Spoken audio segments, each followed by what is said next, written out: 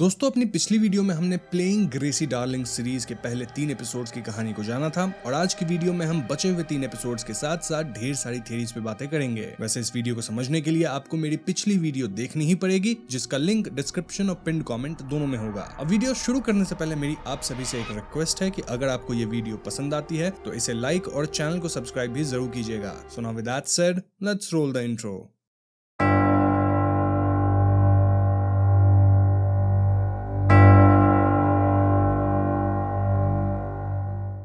तो 4th episode का नाम है लेट मी आउट और इस एपिसोड की शुरुआत करंट टाइमलाइन में ही होती है, जहां कहानी तब की दिखाई जाती है जब फ्रैंकी डार्लिंग गायब नहीं हुई थी। एक रात वो बारिश में भागते हुए यूथ पास्टर जैक के पास आती है और वो जैक के सामने अपने फैमिली की बुराई करती है। जैक फ्रैंकी की बात सुनते हैं, उसके जख्मी पैर पे पट्टी करते हैं। दिन एकदम से फ्रैंकी कहने लगती है कि इस टाउन में कुछ तो गड़बड़ है, लोग कहते हैं कि मैं ग्रेसी जैसी दिखती हूँ इत्यादि। फिर वो जैक को हग कर लेती है और सीन यहीं पे कट होता है। नाउ एक्चुअल प्रेजेंट में हम एक गार्बेज कलेक्ट करने वाले बंदे को देखते हैं, जिसे गार्बेज में एक बैग मिलती है और ये बैग फ्रैंकी की ही थी। Now this was a big deal क्योंकि फ्रैंकी फिलहाल लापता है और उसका बैग एक बड़ा क्लू हो सकता है। अब ये बैग मिलने वाली बात अनीता को एक कांस्टेबल से पता चल जाती है और अनीता ये बात जॉनी को बता देती है। ऐसे में जॉनी जे को कॉल करके इस बारे में पूछती है एंड जे कंफर्म करता है कि हाँ, फ्रैंकी का बैग एक्चुअली में मिल चुका है। देन जॉनी जे से पूछती है कि पुलिस वाले पीटर को क्यों उठा के ले गए थे और इस पे जे वाज लाइक कि उसे अरेस्ट नहीं किया गया था, बस क्वेश्चनिंग के लिए पुलिस स्टेशन लाया गया था। दरअसल जिस रात फ्रैंकी गायब हुई थी उस रात एक इंसान पीटर को फ्रैंकी से बात करते देखा था। वैसे जे जोनी से पूछता है कि उसे कैसे पता कि पुलिस पीटर को उठाई थी। इस पे जोनी वाज लाइक कि कल रात मैं उसके ही घर पे थी और ये सुन के जे थोड़ा अपसेट हो जाता है क्योंकि कहीं न कहीं जे जोनी को पसंद करता था और जोनी का किसी और के साथ सोना जे को पसंद नहीं आया। जे ये बोल के फोन काट देता है कि पीटर को रिहा कर दिया गया है। इसके बाद जॉनी पीटर से मिलने जाती है, जहाँ वो पीटर से पूछने लगती है कि क्या वो फ्रैंकी को किसी तरह से गायब किया है। इस पे पीटर खुलासा करता है कि फ्रैंकी एक्चुअली में उसकी बेटी है। जी हाँ दोस्तों, पीटर रुथ का कजन है, राइट? वेल, पीटर और रुथ शुरू से ही इंटीमेट होने लग गए थे और फ्रैंकी एक्चुअली में इन दोनों की ही बेटी है। तभी दोस्तों रुथ जब पीटर के घर से जॉनी को निकलते हुए देखी थी तो वो इतना गुस्सा हो रही थी। जो भी हो, जॉनी ये सब जानने के बाद सीधा अपने डैड के घर जाती है, जहाँ उसे पता चलता है कि पिछली रात लुलू को फिर से वही फॉरेस्ट वाली नाइट में आई थी। लुलू यहाँ एक अजीब सी ड्राइंग भी बनाती है, जिसमें वो पहले फॉरेस्ट बनाती है, देन एक मृत लड़की बनाती है। इनफैक्ट वो ग्रेसी का नाम भी लेती है। क्लियरली इस ग्रेसी और फ्रैंकी वाले केस से टाउन के सभी लोग अफेक्टेड थे, including small kids like Lulu. खैर इसके बाद जॉनी लुलू को कहानी सुनाने लगती है और कहानी सुनाते सुनाते उसके भी आंख लग जाती है। जॉनी को एक नाइट में आता है जहां वो ग्रेसी को लुलू के साथ देखती है, जहां ग्रेसी की आंखें अजीब तरह से टैम्पर्ड थी, ठीक जैसा हमने उस फोटो में देखा था। जॉनी इस नाइटमेयर से उठती है और वो अपनी बेटी लुलू को मीना के साथ खेलता पाती है। इसके बाद जॉनी सीधा कैटलिन के घर जाती है टू मीट कैटलिन, क्योंकि अपेरेंटली कैटलिन बहुत ज्यादा बीमार पड़ गई थी, इतना कि वो बेड से उठ तक नहीं पा रही थी और कैटलिन का कहना था कि वो जैक के अलावा किसी से बात नहीं करेगी। नाउ कैटलिन की मां सैमन था इनिशियली जॉनी को कैटलिन से बात करने नहीं देना चाहती थी, लेकिन कैटलिन की बिगड़ती तबीयत देख वो जॉनी को घर में आने देती है। जॉनी तुरंत कैटलिन से बात करती है, जहां कैटलिन कह रही थी कि उसे कोई तो दिख रहा है, ये वही बंदा है जो कि ग्रेसी को खत्म किया था और अब वो कैटलिन को भी निपटा देगा। ये कह के कैटलिन कांपने लगती है एज इफ उसे फिट्स आने लग गए हैं। इसी के पैरेलल में हम कुछ दूसरे किड्स को भी देख पाते हैं जिन्हें फिट्स आने लगे थे और दोस्तों ये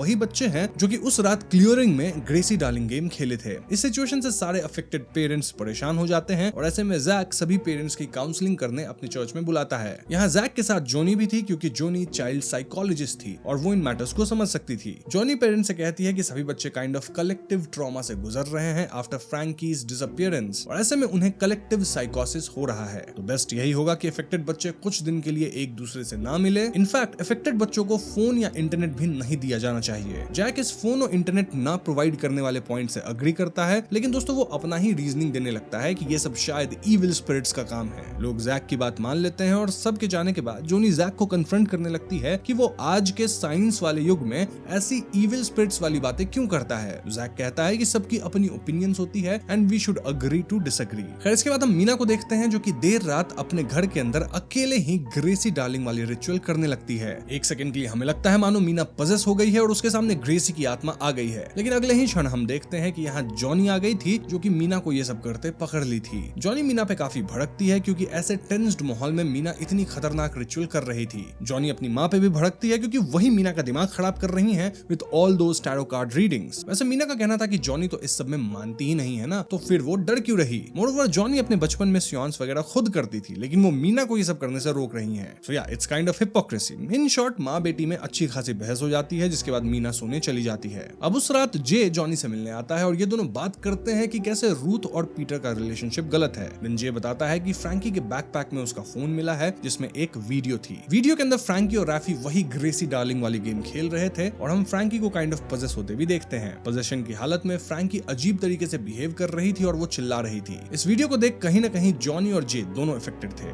जे तो इतना अफेक्टेड था कि उसे पुलिस स्टेशन के अंदर भी ग्रेसी दिखने लग गई थी, जबकि ग्रेसी वहां थी ही नहीं। खैर अगली सुबह जॉनी अपनी बेटी मीना से बात करती है और जॉनी को पता चलता है कि कैटलिन काइंड ऑफ लीडर है ऑफ द किड्स, और उस रात क्लियरिंग में ना सिर्फ वो ड्रग्स ली थी बल्कि वही ड्रग्स बेच भी रही थी। ये पता चलते जॉनी तैयार होकर सीधा कैटलिन से मिलने जाती है और समंथा से परमिशन लेके वो डायरेक्टली कैटलिन के कमरे में पहुंचती है। जॉनी अकेले में कैटलिन को कन्फ्रंट करती है, सेइंग कि उसे पता है कैटलिन ड्रग्स बेचती है और वो ये बात कैटलिन की माँ को भी बता देगी। इससे कैटलिन डर जाती है। देन जॉनी वाज लाइक कि तुम मेरे सवालों का सही जवाब दे दो और मैं तुम्हारी मॉम को कुछ नहीं बताऊंगी। जॉनी पूछती है कि क्लियरिंग वाली रात को क्या वाकई कैटलिन ग्रेसी द्वारा पजेस हो गई थी। इस पॉइंट पे कैटलिन रिवील करती है कि वो पजेस होने का सिर्फ नाटक कर रही थी। जी हाँ दोस्तों, कैटलिन पजेस होने का, स्पिरिट को देखने का, मतलब ये सब नाटक ही कर रही थी क्योंकि उसे जैक का अटेंशन चाहिए। जैक पहले फ्रैंकी से काफी क्लोज था, दोनों हमेशा प्राइवेट लेसन्स लेते रहते थे, लेकिन फ्रैंकी के गायब होने के बाद कैटलिन नाटक करने लग गई है ताकि जैक उसकी केयर करने आए, मतलब उस पर ज्यादा ध्यान दे। वैसे कैटलिन ये भी कहती है कि क्लियरिंग वाली रात उसे अजीब फील जरूर हुआ था और उसे ये नहीं पता कि बाकी बच्चों को फिट्स क्यों आने लगे थे। ये सब सुन के जॉनी तुरंत जे को कॉल करती है, सेइंग कि ये जैक बंदा ठीक नहीं है। आई मीन इट्स पॉसिबल कि वो माइनर लड़कियों के साथ गलत करता है। जे ये सुन के शॉक में था, लेकिन इनके पास जैक के खिलाफ कोई सबूत नहीं था। ऐसे में जे अनीता के घर पे जाता है जहाँ उसकी बेटी रैफी रहती है और यहाँ वो चुपके से रैफी का लैपटॉप चेक करता है। रैफी के लैपटॉप में उसे कुछ फोटोज मिलते हैं जिन पे लिखा था कि कैसे फ्रैंकी और जैक इंटीमेट वगैरह हुए थे। आई मीन फ्रैंकी ये फोटोज रैफी को भेजी होगी। जे ये सब जॉनी को बताता है और जे के मना करने के बावजूद जॉनी डिसाइड करती है कि वो सीधा जैक को कन्फ्रंट करेगी। वैसे in case you are wondering कि अनीता और जे की ही बेटी रैफी है ना, तो दोनों अलग क्यों रहते हैं? वेल क्योंकि ये दोनों भी सेपरेटेड है। दूसरी तरफ हम मीना को देखते हैं जो कि यूथ ग्रुप ज्वाइन करने जाती है और जैक मीना को वेलकम करता है। ग्रुप मीटिंग के बाद जैक मीना को रोकता है, सेइंग कि अगर मीना के मन में कोई डाउट है तो वो जैक से पूछ सकती है। मीना भी कहती है कि उसे रिलीजन वगैरह को लेके डाउट्स हैं और ऐसे में जैक उसे अकेले चर्च के बेसमेंट वाले अपने कमरे में बुलाता है ओवर टी। अब दोस्तों मीना जानबूझकर रिलीजन के करीब आ रही थी क्योंकि उसकी माँ जॉनी इस सब में नहीं मानती थी और मीना उन्हें चिढ़ाना चाहती थी। तो मीना और जैक उसके कमरे में जाके बात करना शुरू करते हैं। वहीं जॉनी जैक को ढूंढते हुए चर्च पहुंचती है। जॉनी चर्च खाली पाती है और ऐसे में वो जैक के बेसमेंट वाले रूम में जाती है। वहाँ वो मीना और जैक को देखती है जो कि बातें कर रहे थे। जॉनी एकदम गुस्साते हुए मीना को बाहर जाने कहती है, जिसके बाद वो जैक को कन्फ्रंट करती है। जॉनी सीधा बोल देती है कि उसे लगता है कि जैक माइनर लड़कियों को अपने जाल में फंसाता है। इनफैक्ट वो फ्रैंकी के साथ इंटीमेट भी हुआ था। जैक क्लियरली मना करता है, सेइंग कि वो कभी भी फ्रैंकी के साथ इंटीमेट हुआ ही नहीं था। इनफैक्ट वो बच्चियों को फंसाता तक नहीं है। जॉनी जैक से पूछती है कि वो अपना पुराना टाउन छोड़ के यहाँ क्यों आया और जैक बताता है कि वहाँ उसे एक लड़की से प्यार था। लड़की के पिता जैक को पसंद नहीं करते थे और उस टाइम जैक और वो लड़की दोनों 18 साल से कम ही थे। लेकिन जैसे ही जैक 18 साल का हुआ, उस लड़की के पिता जैक पे केस कर दिए कि वो माइनर लड़की को डेट कर रहा है क्योंकि लड़की अभी तक 18 की नहीं हुई थी। इन शॉर्ट जैक कोई बुरा बंदा नहीं था, रादर वो वाकई में बच्चियों की मदद करता था। रही बात की फ्रैंकी फोटोज में क्यों इंटीमेट बात लिखी थी, वेल फ्रैंकी का मोस्टली जैक पे क्रश था और वो ये सब फैंटेसाइज कर रही थी। इनफैक्ट जैक कभी भी फ्रैंकी को गलत तरीके से भाव नहीं दिया था। सिमिलरली कैटलिन का जैक पे क्रश था, लेकिन जैक उसे भी इस एंगल से भाव नहीं देता है। जॉनी को ये सब जानकर गिल्ट होने लगता है क्योंकि वो बिना मतलब जैक को हंट कर रही थी। खैर जॉनी चर्च से वापस जाने लगती है, लेकिन तभी वो एंट्रेंस पे कुछ देखती है जिससे शी वाज वेरी सरप्राइज्ड। दरअसल यहाँ एक प्लेक लगा था जिसपे डार्लिंग फैमिली के मेंबर्स का नाम लिखा था। ये प्लेक काफी पुराना था और दोस्तों यहाँ एक खास नाम था विच वाज लीवाई डार्लिंग। जी हाँ दोस्तों, यहीं पे 4th एपिसोड खत्म हो जाती है। अब 5th एपिसोड का नाम है 9 ऑफ स्वॉर्ड्स और इस एपिसोड के शुरुआत में कहानी 1997 की दिखाई जाती है, जहाँ ग्रेसी और जोनी साथ में टाइम स्पेंड कर रही थी। इनकी बातों से हमें पता चलता है कि जोनी को तब जे पे क्रश था और ग्रेसी जोनी को चिढ़ाती है कि अगर जोनी जे के साथ इंटीमेट नहीं हुई तो ग्रेसी ही उसको पटा लेगी। इस बात से जोनी गुस्सा होती है और वो ग्रेसी की एक फोटो की आईज खराब कर देती है। ये वही फोटो है दोस्तों जो कि करंट टाइमलाइन में पीटर जोनी को दिया था और पीटर को ऐसा लगा था कि ये फोटो रूथ खराब कर गई होगी। यहाँ से सीन 1997 के टाइमलाइन में उस रात पे शिफ्ट होती है जब ग्रेसी गायब हुई थी। आई मीन सियॉन्स के बाद जे, अनीता और जोनी ये तीनों ग्रेसी को छोड़ के भागे थे, राइट? वेल, कुछ घंटे बाद जे अनीता के घर पे आता है और वो बहुत परेशान दिख रहा था। अनीता नोटिसेस कि जे के टी शर्ट पे खून भी लगा था, लेकिन अनीता इस बारे में जे से नहीं पूछती। अब उस टाइम जे और जोनी एक दूसरे को सीक्रेटली पसंद करते थे, लेकिन अनीता यहाँ जे को किस करती है। ऐसे में जे भी किस करता है और ये दोनों इंटीमेट होते हैं। यहाँ मैं आपको बता दूं कि जे आज भी पहले जोनी के घर गया था टू फाइंड हर, लेकिन जोनी अपने घर नहीं पहुंची थी। एनीवेज, करंट टाइमलाइन में जोनी और उसकी माँ के बीच बहस हो जाती है, जहाँ जोनी का कहना था कि उसकी माँ हमेशा बचपन से बस पापा से लड़ाई करती थी और वो जोनी पे ध्यान नहीं दी। वही माँ पैटी का कहना था कि वो लोग अपनी लाइफ में बहुत स्ट्रगल किए, स्टिल वो जोनी को एक अच्छी लाइफ दिए, शहर ले जाकर पढ़ाए लिखाए। इनफैक्ट पैटी तो ये कह देती है कि जोनी की वजह से ही उनकी रिलेशनशिप और जॉब सब चली गई। लेकिन जोनी इतनी सेल्फिश है कि वो सिर्फ अपना सोचती है और अपने माँ की कुर्बानी को नजरअंदाज करती है। अब इस लड़ाई के बाद जोनी इंटरनेट के आर्काइव्स में लीवाई डार्लिंग को सर्च करती है और यहाँ उसे एक न्यूज़पेपर की फोटो मिलती है। इसमें लिखा था कि कैसे लीवाई डार्लिंग एक फॉरेस्ट शैक फायर में जल के समाप्त हो गया था ड्यूरिंग 1953। तो ऐसे में क्लियर था कि लीवाई नामक बंदा एक्चुअली में एग्जिस्ट करता था। इनफैक्ट वो डार्लिंग फैमिली का ही मेंबर था। जॉनी ये बात जे को बताती है, देन वो चर्च जाके जैक से माफी मांगती है। जॉनी जैक से उस प्लैक के बारे में पूछती है जिसपे लीवाई का नाम लिखा था और जैक को इसके बारे में कुछ भी नहीं पता था।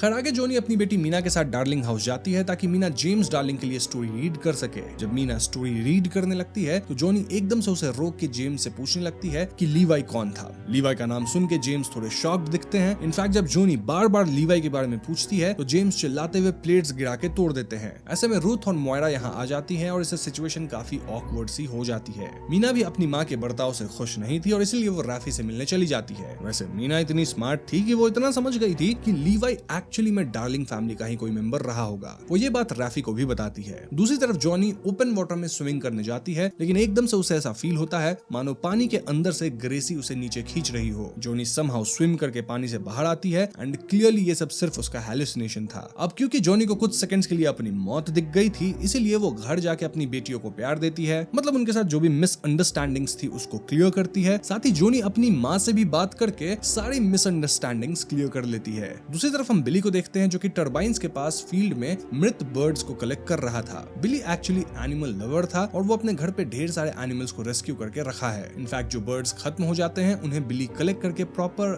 बरियल वगैरह देता होगा। वैसे जब बिली ये काम कर रहा होता है तो दो पुलिस वाले आते हैं और बिली को जबरदस्ती पकड़ के पुलिस स्टेशन ले जाते हैं। क्यों?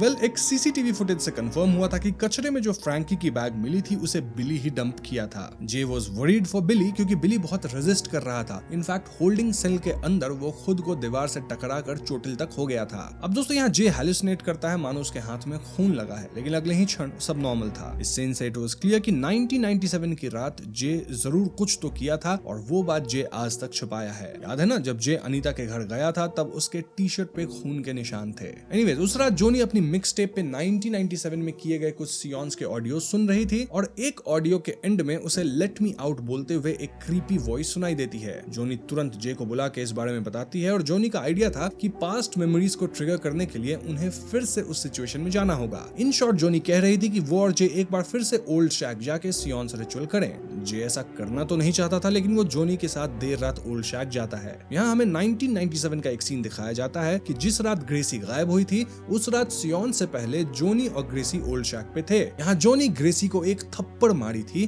क्योंकि जोनी को ऐसा लग रहा था कि ग्रेसी जे के साथ सो रही है और जे तो जोनी का क्रश था ना। यानी कि दोस्तों ग्रेसी के गायब होने से पहले जोनी और ग्रेसी का भी झगड़ा हो चुका था। नाउ कमिंग टू प्रेजेंट, जोनी और जे सियॉन शुरू करते हैं और ग्लास कप मूव होने लगती है। ये लोग पूछते हैं कि क्या तुम लीवाई हो और ग्लास कप यस पे जाती है। जे को लग रहा था कि जोनी कप हिला रही है, वहीं जोनी को लग रहा था कि जे कप को मूव कर रहा है। इसके बाद कप अचानक रैंडमली घूमने लगती है, ठीक वैसे जैसे 1997 में ग्रेसी के गायब होने वाली रात को हुआ था। कैंडल अपने आप बुझ जाती है और ऐसे में जे और जॉनी यहाँ से भागते हैं। घर आके दोनों एक दूसरे को ब्लेम करते हैं फॉर कप्स मूवमेंट। देन दोनों पुराने टाइम की तरह सॉन्ग्स वगैरह सुनते हैं। फाइनली दोनों एडमिट करते हैं कि इन दोनों को एक दूसरे पे टीनेज के टाइम पे क्रश हुआ करता था। इनफैक्ट जे कभी भी ग्रेसी के साथ इंटीमेट तक नहीं हुआ था। जे रिवील करता है कि ग्रेसी के गायब होने वाली रात भी वो पहले जोनी के ही घर गया था, लेकिन जोनी वहां नहीं थी, इसीलिए वो फिर अनीता के घर गया। ये सब सुन के जोनी और जे इंटीमेट होते हैं और उस रात जोनी जे के घर पे ही सोती है। देर रात जोनी को एक नाइट में आता है जहां वो ग्रेसी को देखती है और उसकी आईज फोटोज जैसे ही स्क्रैच थे। देन वो हवा में जलते हुए लटक के चिल्ला रही थी। इससे जोनी की नींद खुलती है और वो पाती है कि पास वाले ड्रेसर पे कैंडल गिर गई है जिससे आग लग गई थी। जोनी फौरन इस आग को बुझाती है और इससे जोनी की एक पुरानी मेमोरी ट्रिगर होती है। कैसी मेमोरी? वेल 1997 में जिस रात को ग्रेसी गायब हुई थी उस रात जोनी के हाथ में ग्रेसी की लॉकेट थी। इनफैक्ट जोनी मोस्टली उस रात वापस शैक में गई थी और ग्रेसी से उसका लॉकेट छीन के आई थी। यहीं पे 5th एपिसोड खत्म हो जाती है। अब दोस्तों फिनाले एपिसोड का नाम है डियास इरे और इस एपिसोड के शुरुआत में हम फ्रैंकी को देखते हैं जो कि अपने बेड के नीचे से एक पुरानी किताब निकालती है। इस किताब के लास्ट पेज पे डार्लिंग फैमिली मेंबर्स के नेम्स लिखे थे और यहाँ लीवाई डार्लिंग का नाम भी लिखा था विद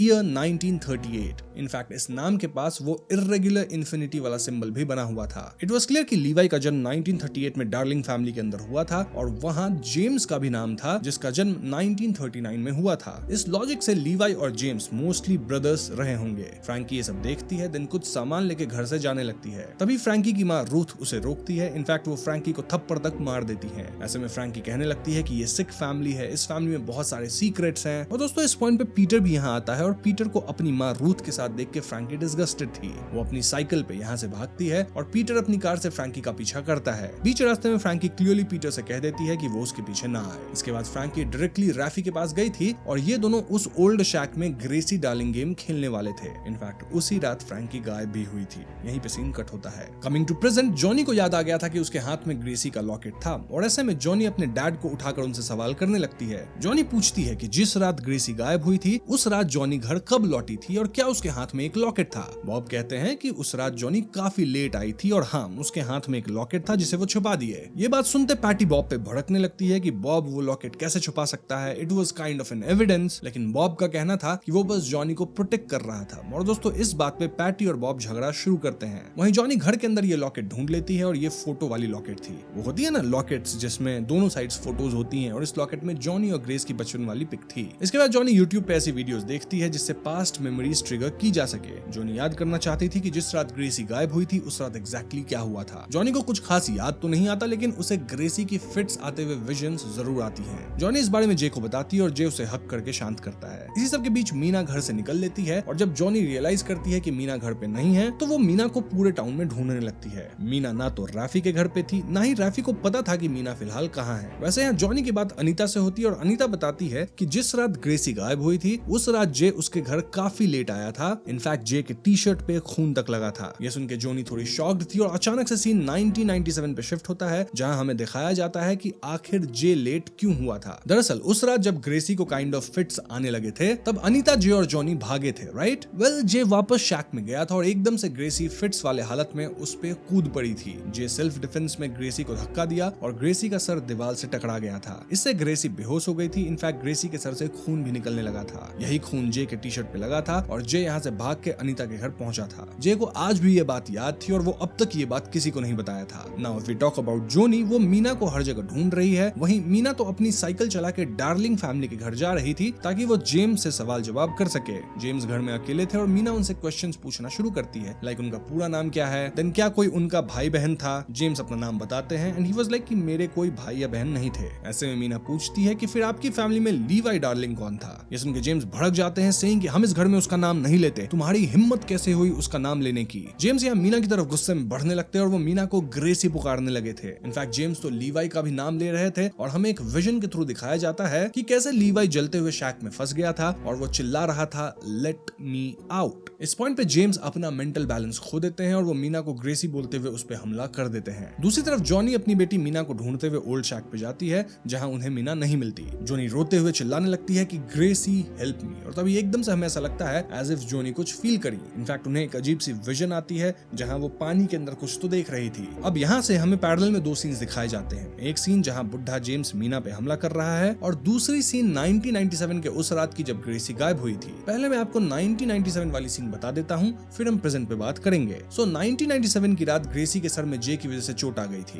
और वो शैक में इसी कारण बेहोश पड़ी थी। लेकिन दोस्तों इस चोट की वजह से ग्रेसी खत्म नहीं हुई थी, रादर वो तो कुछ देर बाद उठ जाती है और चलते हुए अपने घर गई। यहाँ घर के बाहर ग्रेसी के ग्रैंडपा यानी कि जेम्स उससे सवाल करने लगते हैं कि वो इतनी देर रात कहाँ थी, क्या किसी के साथ थी। ग्रेसी चोटिल हालत में अपने ग्रैंडपा को चिढ़ाती है, सेइंग कि मैं लीवाई के साथ थी। मतलब ग्रेसी यहाँ लीवाई डार्लिंग का नाम बार बार लेने लगती है और इससे जेम्स बहुत गुस्सा होता है। जेम्स कहता है कि हम इस घर में लीवाई का नाम नहीं लेते हैं, why do you push me Gracie. ऐसा कह के जेम्स ग्रेसी से पेनेंस करवाने लगता है, यानी नुकीली पत्थर पे नील करके प्रे करना। देन वो गुस्से में ग्रेसी का सर पास के पड़े बाथटब में घुसा देता है। जेम्स के हिसाब से वो ग्रेसी को सजा दे रहा था लेकिन दोस्तों चोटिल ग्रेसी इसी दौरान समाप्त हो जाती है। इस पॉइंट पे गराज में रूथ और पीटर भी आते हैं और पीटर जेम्स को रोकने की कोशिश भी किया था, लेकिन जेम्स नहीं रुका, जिस कारण ग्रेसी नहीं बची। जेम्स रूथ को थप्पड़ मार के धमकी देता है कि वो इस बारे में किसी को नहीं बताएगी। देन वो पीटर के साथ मिलकर ग्रेसी की लाश को जंगल में ले जाता है और उसे जला देता है। वहीं पास के पेड़ के पास पीटर वो इर्रेगुलर इन्फिनिटी वाली सिंबल बना देता है। तो हाँ दोस्तों, ये सब पास्ट में हुआ था। And if we talk about present, well बुढ़ा जेम्स मीना के साथ भी सेम करने लग गया था।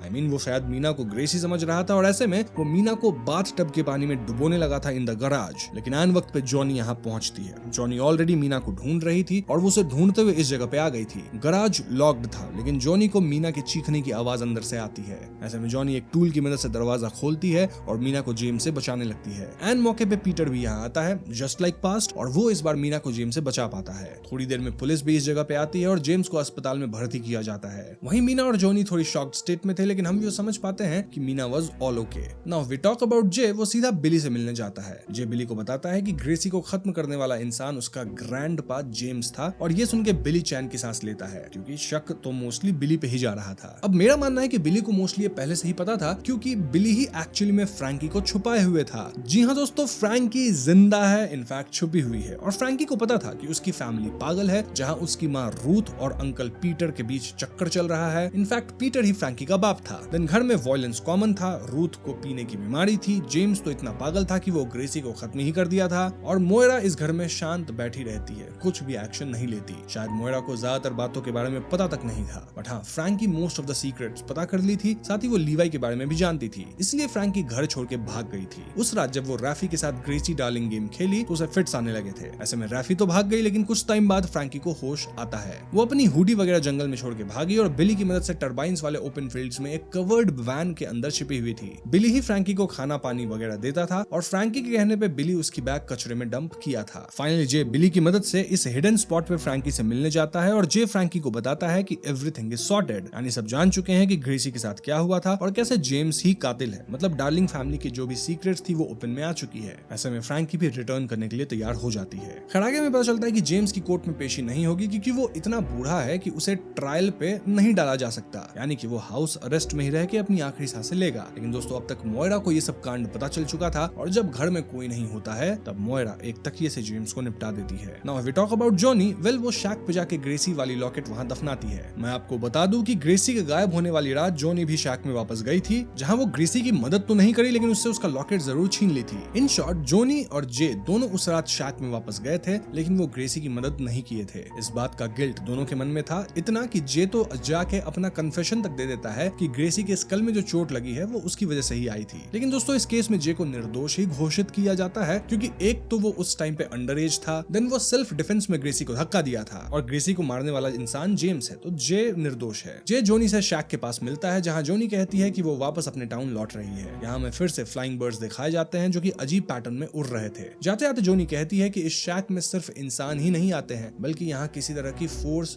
जरूर रेसाइड करती है। ये कह के जॉनी और जे यहाँ से निकल लेते हैं, और दोस्तों इस पॉइंट पे कैमरा एंगल ऐसा था मानो शैक इन दोनों को देख रहा हो। खैर, तो इसके बाद हम जॉनी को अपनी फैमिली के साथ शहर वापस लौटते देखते हैं। देन जॉनी को ऐसा फील होता है कि उसके घर के गार्डन में उसकी एक पेशेंट आईवी बैठी है, लेकिन गार्डन में कोई भी नहीं था। अब मैं आपको बता दूं कि जॉनी पिछले कुछ दिनों में अपने वर्क कॉल्स को पूरी तरह इग्नोर कर रही थी, और जब जॉनी कॉल बैक करती है तो उसे पता लगता है कि आईवी खुद को समाप्त कर चुकी है। सो इफ आईवी खत्म हो चुकी है तो जॉनी को अपने घर वाले गार्डन में उसकी विजन क्यों आई? यहाँ जॉनी के पीछे कुछ बर्ड्स उड़ते हैं, और इस पॉइंट पे सीरीज खत्म हो जाती है। तो दोस्तों, ये थी प्लेइंग ग्रेसी डार्लिंग सीरीज की कहानी, और यहाँ सीरीज के अंदर ढेर सारे ओपिनियंस हैं। I mean, ज्यादातर चीजों को ढंग से एक्सप्लेन नहीं किया गया है, लेकिन अब थियरी सेक्शन में मेरी कोशिश रहेगी कि मैं चीजों को ढंग से एक्सप्लेन कर सकूं। शुरुआत करते हैं ग्रेसी से, एंड वी ऑल नो कि ग्रेसी कैसे खत्म हुई। ग्रेसी के खत्म होने वाली बात रूथ और पीटर दोनों को पता थी, लेकिन दोनों इस बात को 27 साल से दबा के बैठे थे। वहीं मोयरा इस बात से आज तक अनजान थी। इनफैक्ट मोयरा तो ग्रेसी की लाश मिलने से पहले तक इस होप में जी रही थी कि कभी ग्रेसी वापस आ जाएगी। इसलिए मोयरा को जब पता लगा कि ग्रेसी को जेम्स खत्म किए हैं, तो वो अपने ही पिता जेम्स को निपटा दी।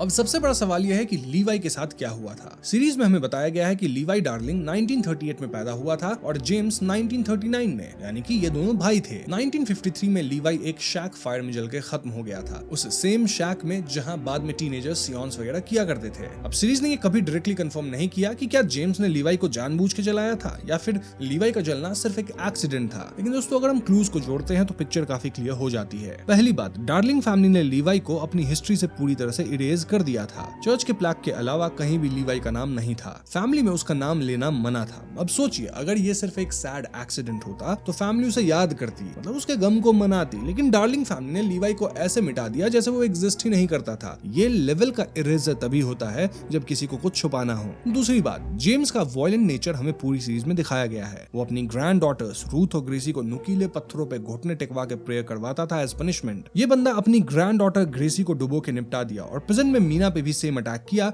जब उसने लीवाई का नाम लिया। इसका मतलब यह है कि लीवाई का नाम जेम्स के लिए एक डीप साइकोलॉजिकल ट्रिगर है और ये ट्रिगर तभी इतना स्ट्रांग होगा जब जेम्स ने खुद लीवाई के साथ कुछ किया हो। तीसरी बात, जब मीना ने जेम्स से लीवाई के बारे में पूछा तब जेम्स को एक विजन आती है जिसमें लीवाई जलते हुए शैक में फंसा था और चिल्ला रहा था लेट मी आउट। अब ये विजन जेम्स की मेमोरी थी या उसका गिल्ट था? अगर जेम्स सिर्फ एक इनोसेंट बाईस्टैंडर होता तो उसे इतना गिल्ट नहीं होता। इस विजन से ये स्ट्रांगली इंप्लाई होता है कि जेम्स ने ही लीवाई को उस शैक में बंद करके आग लगाई थी, या कम से कम आग लगने के बाद उसने लीवाई को बचाया नहीं था। डार्लिंग फैमिली इस टाउन की सबसे पावरफुल फैमिली थी और उनके लिए एक इंसिडेंट को छुपाना मुश्किल नहीं था। और इसके बाद जेम्स ने रिलीजन का सहारा लिया अपने गिल्ट को हैंडल करने के लिए, इसलिए वो पेनेंस और प्रेयर में इतना स्ट्रिक्ट था। In short, series strongly hint करती है कि जेम्स ने ही लीवाई को जानबूझ के खत्म किया था और यही डार्लिंग फैमिली का पहला बड़ा राज था। इस एक राज ने पूरी फैमिली को कर्स कर दिया। ग्रेसी को भी इसीलिए जान से हाथ धोना पड़ा क्योंकि उसने ये राज डिस्कवर कर लिया था और वो लीवाई का नाम ले रही थी, और फ्रैंकी को भी इसलिए भागना पड़ा क्योंकि वो भी सेम राज तक पहुंच गई थी।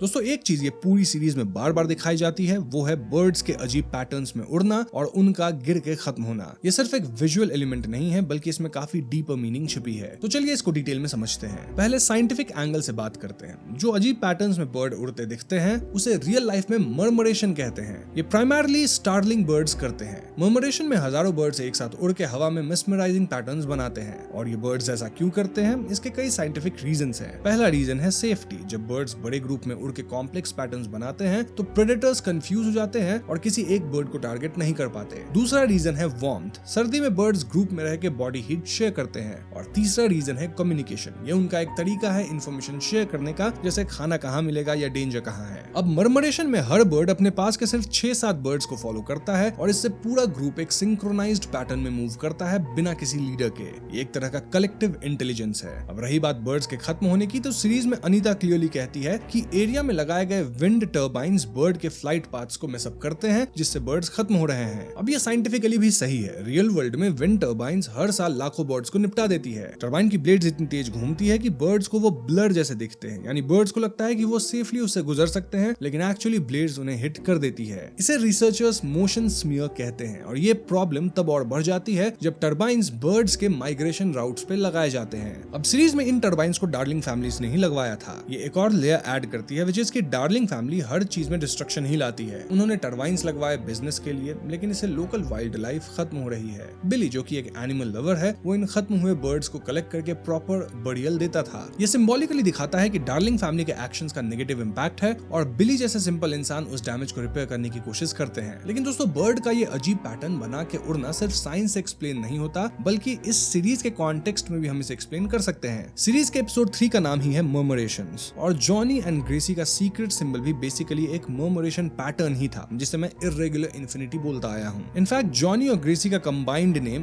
ग्रे स्टारलिंग था, यानी एक ग्रे रंग की स्टारलिंग बर्ड। स्टारलिंग बर्ड्स ही प्राइमरली मर्मरेशन करते हैं इन रियल लाइफ। तो अब आप इन लिंक्स को समझ रहे होंगे। इसलिए दोस्तों, बर्ड्स का जो ये पैटर्न है वो सीरीज में कई चीजों का सिंबल है। पहला, ये जॉनी और ग्रेसी के बॉन्ड का सिंबल है। दो दोस्त जो एक कलेक्टिव पैटर्न का हिस्सा है, एक दूसरे के साथ सिंक्रोनाइज्ड हैं। दूसरा, ये टाउन की कलेक्टिव कॉन्शियसनेस का सिंबल है। जैसे बर्ड्स बिना लीडर के एक पैटर्न फॉलो करते हैं, वैसे ही इस टाउन के लोग भी एक कलेक्टिव ट्रॉमा और सीक्रेट्स के पैटर्न में फंसे हैं। तीसरा, कुछ लोगों का मानना है कि मर्मरेशन एक स्पिरिचुअल वार्निंग होती है कि कुछ बुरा होने वाला है। सीरीज में जब भी बर्ड्स का अजीब पैटर्न देखा है, उसके बाद कुछ इंटेंस होता है। और सबसे इंटरेस्टिंग बात यह है कि सीरीज के एंड में जब जॉनी अपने शहर वापस लौट रही थी, तब भी बर्ड्स उसके पीछे उड़ते हुए दिखाए जाते हैं। इसका मतलब ये हो सकता है कि सुपरनैचुरल फोर्सेस सिर्फ उस टाउन तक लिमिटेड नहीं है, बल्कि वो जॉनी के साथ ट्रैवल भी कर रही हैं। या फिर ये सिंपली एक रिमाइंडर है कि लाइफ में कुछ पैटर्न्स हम चाह के भी तोड़ नहीं सकते। नाउ इस सीरीज का सबसे इंटरेस्टिंग पॉइंट है सुपरनैचुरल वर्सेस साइंस। पूरी सीरीज एक टाइट रोप पे चलती है, जहां वो कभी सुपरनैचुरल की तरफ झुकती है और कभी साइंस की तरफ। तो चलिए दोनों साइड्स को एक्सप्लोर करते हैं। जॉनी खुद एक चाइल्ड साइकोलॉजिस्ट है और वो हर चीज को साइंटिफिकली एक्सप्लेन करती है। जब क्लियरिंग में बच्चों को सामूहिक फिट्स आए तो जॉनी ने इसे मास साइकोसिस या कलेक्टिव हिस्टेरिया बताया। उसने गर्ल्स टाउन बोर्डिंग स्कूल का रियल एग्जांपल भी दिया, जहां मेक्सिको में हंड्रेड्स ऑफ लड़कियों को एक साथ पोजेशन जैसी सिम्टम्स आई थी, लेकिन एक्चुअली वो सब शेयर ट्रॉमा का रिजल्ट था। जॉनी का आर्ग्यूमेंट था कि बच्चे फ्रैंकी के गायब होने के ट्रॉमा से गुजर रहे थे और ऐसे में एक दूसरे को देख के सिमिलर सिम्टम्स शो करने लगे, ठीक वैसे ही जैसे एक इंसान के यौन करने पे दूसरा इंसान भी यौन करता है। इसके अलावा कैटलिन खुद एक्सेप्ट करी थी कि वो पजेस होने का नाटक कर रही थी, उसे जैक का अटेंशन चाहिए था, इसलिए वो स्पिरिट देखने का ड्रामा करी थी।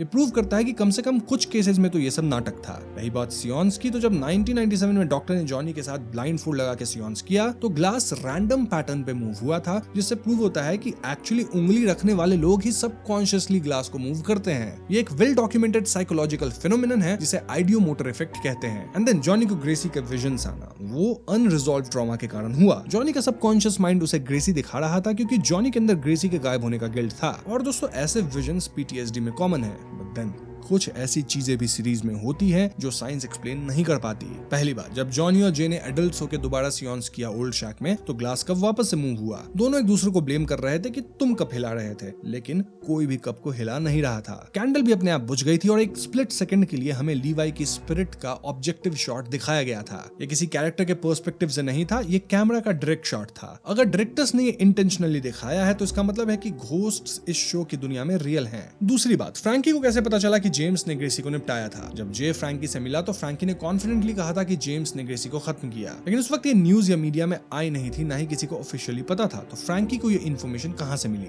एक पॉसिबिलिटी ये है कि लीवाई की स्पिरिट ने ही फ्रैंकी को ये सच बताया था, ठीक वैसे ही जैसे उसने ग्रेसी को दिखाया होगा। तीसरी बात, क्लियरिंग वाली रात जब बच्चे को सामूहिक फिट्स आए थे तो जॉनी ने कहा कि ये ड्रग्स के कारण हुआ, लेकिन डॉक्टर ने क्लियरली बताया कि कुछ बच्चे बिल्कुल क्लीन थे, उनके सिस्टम में कोई ड्रग्स नहीं था, फिर भी उन्हें फिट्स आए। इनफैक्ट बाद में भी कई बच्चों को अलग अलग रहने के बावजूद फिट्स आए थे। तो अगर ये मास साइकोसिस होता तो क्लीन बच्चों को फिट्स क्यों आते एंड बाद में एक ही टाइम पे बच्चों को फिट्स क्यों आते? मास साइकोसिस में लोग सिमिलर बिहेवियर दिखाते हैं, लेकिन एक्चुअल मेडिकल फिट्स आना वो एक अलग लेवल है जो साइकोलॉजी से एक्सप्लेन नहीं होता। एंड देन चौथी बात है वो शैक। सीरीज के एंड में जब जॉनी और जे शैक से निकल रहे होते हैं तो जॉनी कहती है कि इस जगह पे सिर्फ इंसान नहीं आते बल्कि यहाँ किसी तरह की फोर्स रिसाइड करती है, और उस मोमेंट पे कैमरा एंगल ऐसा था जैसे शैक इन दोनों को देख रहा हो। ये डायरेक्टोरियल चॉइस ये इंडिकेट करता है कि उस शैक में वापस किसी की आत्मा तो है, मोस्टली लीवाई की आत्मा वहां फंसी हुई है। तो हाँ, मैं इस सीरीज के साइंटिफिक बिलीफ्स को तो मानता हूँ, लेकिन कहीं ना कहीं मैं सुपरनैचुरल बिलीफ्स को भी मान रहा हूँ। शो का ओवरऑल मैसेज ये है कि रैशनल एक्सप्लेनेशंस एग्जिस्ट करती हैं, लेकिन वो सारी चीजें एक्सप्लेन नहीं कर सकती। लीवाई की स्पिरिट रियल है इस शो की दुनिया में, वो शैक से बंधी है जहाँ उसकी ट्रेजिक एंड हुई थी। वो लेट मी आउट इसलिए कहता है क्योंकि जलते हुए शैक से वो बाहर नहीं निकल पाया था। लीवाई की स्पिरिट उन लोगों को सच दिखाती है जो राज के करीब आते हैं, पहले ग्रेसी को, फिर फ्रैंकी को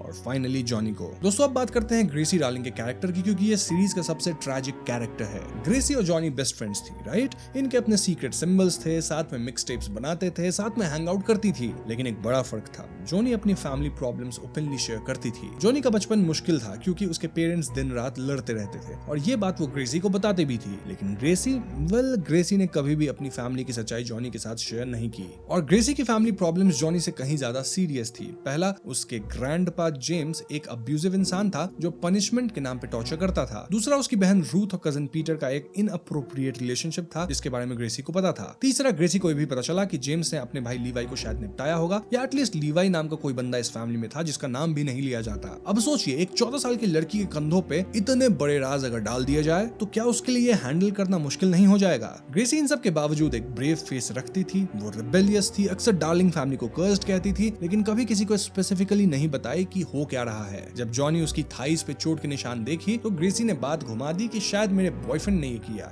जबकि उसका कोई बॉयफ्रेंड था ही नहीं। ये क्लासिक बिहेवियर है उन लोगों का जो अब्यूज फेस करते हैं लेकिन किसी को बता नहीं पाते। सियोन्स के दौरान जब ग्रेसी ने वायलेंटली रिएक्ट किया तो दोस्तों उसकी दो वजह हो सकती है। सुपरनैचुरल एंगल से देखें तो लीवाई की स्पिरिट ने ग्रेसी को पजेस किया क्योंकि ग्रेसी डार्लिंग फैमिली की थी और उसने लीवाई के राज को डिस्कवर किया था। लीवाई ग्रेसी के थ्रू सच बाहर लाना चाहता था, लेकिन साइकोलॉजिकल एंगल से देखें तो ग्रेसी का वायलेंट रिएक्शन उसका एक्यूमुलेटेड ट्रॉमा था जो एक इंटेंस इमोशनल मोमेंट में एक्सप्लोड हो गया। सियोन्स का डार्क माहौल, अंधेरा, कैंडल, स्पिरिट से बात करना, ये सब ट्रिगर्स थे जो ग्रेसी के रिप्रेस्ड इमोशंस को बाहर लाए। वो कांपना, चिल्लाना, ये एक तरह का इमोशनल ब्रेकडाउन भी हो सकता है। और सबसे पेनफुल बात यह है कि उस रात जब ग्रेसी को मदद की सबसे ज्यादा जरूरत थी तब उसके तीन दोस्त जॉनी, जे और अनीटा उसे छोड़ के भाग गए। जे तो वापस आया लेकिन सिर्फ अपने गिल्ट के कारण, और उसका धक्का ग्रेसी के सर में लगा। जॉनी भी वापस गई लेकिन सिर्फ ग्रेसी की लॉकेट लेने, ग्रेसी की मदद करने नहीं। और उससे भी ज्यादा पेनफुल ये था कि जॉनी ग्रेसी से इस बात पे गुस्सा थी कि ग्रेसी जे के साथ सो रही है, जबकि ये सच बिल्कुल भी नहीं था। जे ने खुद कंफर्म किया कि वो कभी ग्रेसी के साथ इंटीमेट हुआ ही नहीं।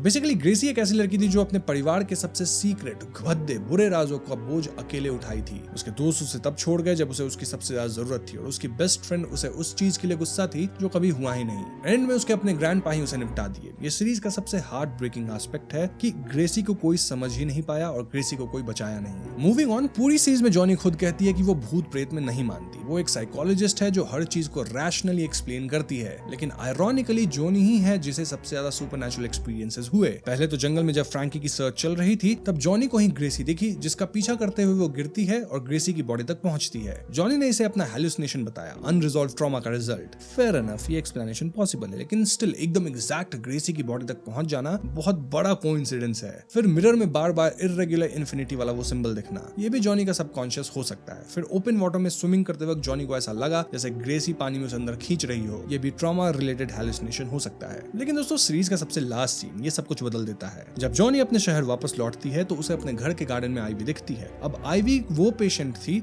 जो खुद को निपटा चुकी थी, लेकिन प्रॉब्लम यह है कि जॉनी को आईवी के बारे में ये बात पता नहीं थी। तो फिर उसे आईवी की विजन क्यों आई? जॉनी ने बाद में कॉल करके जब आईवी के बारे में जाना तब हमें समझ आता है कि क्या जॉनी को एक्चुअली में आईवी की स्पिरिट दिख गई। ग्रेसी के केस में तो हम कह सकते हैं कि ट्रॉमा है, गिल्ट है, सबकॉन्शियस है, लेकिन आईवी के केस में कौन सा ट्रॉमा, कौन सा गिल्ट? हाँ, ये हो सकता है कि जॉनी के अंदर आईवी को लेकर एक स्ट्रॉन्ग इंप्रेशन होगा, एज सीरीज के स्टार्ट में आईवी जॉनी के सामने खुद पे हमला की थी। But this explanation is not strong enough. Rather लोग मानते हैं कि जॉनी में वाकई स्पिरिट्स को एटलीस्ट सेंस करने की एबिलिटी तो है। शायद ये एक साइकिक सेंसिटिविटी है, एक सिक्स्थ सेंस जैसा, जो कि जॉनी के अंदर है और उसे ये बात नहीं पता। देखा जाए तो जॉनी की माँ जो पैटी है वो टैरो कार्ड्स एंड स्पिरिचुअल चीजों को मानती है, तो क्या वहीं से जॉनी के अंदर ये चीजें आई? तो हाँ, जॉनी शायद ये एबिलिटी इनहेरिट करी है, लेकिन कॉन्शियसली से रिजेक्ट करती है क्योंकि उसने साइंस का रास्ता चुना। एक और एंगल ये है कि जब जॉनी शैक में चिल्लाती है कि ग्रेसी हेल्प मी, तब मीना खतरे में थी। तब जॉनी को विजन आता है कि कोई लड़की शेड में डूब रही है। ये विजन एक्यूरेट थी। जेम्स उस वक्त मीना को बाथटब में डुबो रहा था। जॉनी ने ये इन्फॉर्मेशन कहीं से सेंस की और सीधा शेड तक पहुंच गई। अगर ये सब सिर्फ कोइंसिडेंस था तो ये बहुत ही कन्वीनियंट कोइंसिडेंस है। सो आई पर्सनली बिलीव कि यहाँ सीरीज के अंदर साइंस से काफी कुछ एक्सप्लेन किया गया है, लेकिन हर एक चीज उससे एक्सप्लेन नहीं होती। वैसे मैं आपको यहाँ बता दूं कि पैटी और बॉब की बाद में वापस लड़ाई होने लग गई थी, आई मीन प्रेजेंट में, और लड़ाई इस बात पे थी कि 1997 में बॉब जॉनी के द्वारा लाया गया लॉकेट क्यों छुपा दिया था। अब प्लेइंग ग्रेसी डार्लिंग में कई ओपिनियंस हैं जो सीरियसली प्रॉपर्ली एक्सप्लेन नहीं होती। फॉर एग्जांपल, जब पीटर और जेम्स मिलकर ग्रेसी की लाश को ठिकाने लगा दिए तो पीटर वहां इर्रेगुलर इन्फिनिटी वाला सिंबल क्यों बनाया? वो इर्रेगुलर इन्फिनिटी सिंबल जॉनी और ग्रेसी का पर्सनल सीक्रेट था, उनकी फ्रेंडशिप का सिंबल था। लेकिन पीटर ग्रेसी के साथ उसी घर में पला बढ़ा था और वो ग्रेसी का कजन था, तो बहुत पॉसिबल है कि पीटर को इस सिंबल के बारे में पता था और उसने ग्रेसी को ये सिंबल बनाते देखा होगा या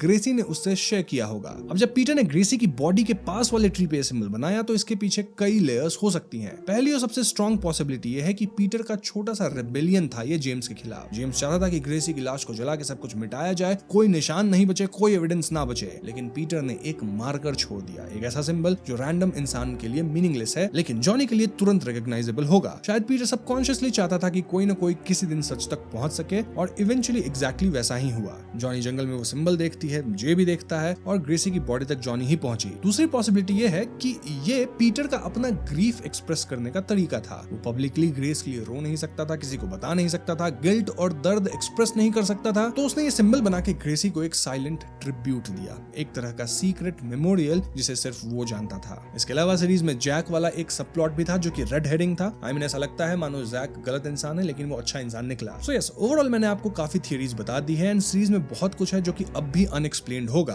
और शायद इसलिए सीजन 2 की पॉसिबिलिटी भी है। वैसे अगर आपके मन में कोई डाउट है तो आप क्वेश्चन पूछ लीजिएगा कमेंट्स में, मैं जवाब देने की कोशिश करूंगा। तो बस आज की वीडियो में इतना ही। अगर वीडियो पसंद आती है तो वीडियो को लाइक और शेयर करें, साथ ही चैनल पर नए हैं तो हमें सब्सक्राइब भी कीजिएगा क्योंकि हम अपने चैनल पे ऐसे वीडियोस लाते रहते हैं। पीस।